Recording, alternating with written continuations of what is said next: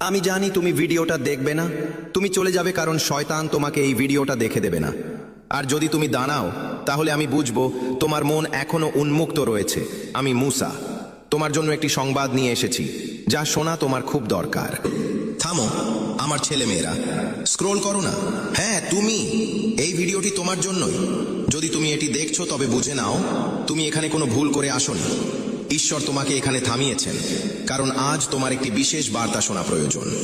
অনেকেই এই ভিডিওটি দেখে এড়িয়ে চলে যাবে, কিন্তু তুমি রয়ে গেছো, আর এটাই সেই সংকেত। মহাবিশ্ব তোমাকে কিছু বলতে চাইছে। একটু শান্ত হয়ে শোনো। ভগবান, ঈশ্বর, আল্লাহ সব দেখছেন তোমার পরিশ্রম, তোমার কষ্ট, এমনকি সেই রাতগুলো যখন তুমি চুপচাপ কেঁদে সবকিছু ভগবানের ওপর ছেড়ে দিয়েছিলে। তুমি হার মানোনি, তুমি সব সহ্য করেছো, তবুও হৃদয়ে এক চিলতে আশা বাঁচিয়ে রেখেছো। আর আজ ঈশ্বর সেই আশারই জবাব দিচ্ছেন। শোনো, আগামী কয়েকদিনের মধ্যে তোমার জীবনে বড় কোনো পরিবর্তন আসতে চলেছে আমার আশীর্বাদে।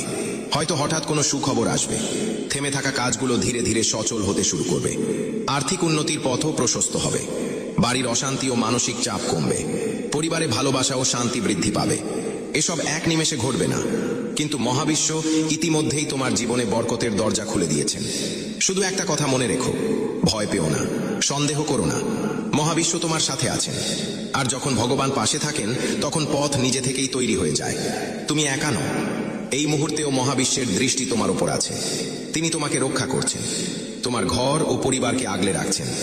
যারা তোমার মন্দ চায় তাদের নেতিবাচকতা তোমার পর্যন্ত পৌঁছাতেও পারবে না, কারণ তুমি মহাবিশ্বের সুরক্ষায় আছো।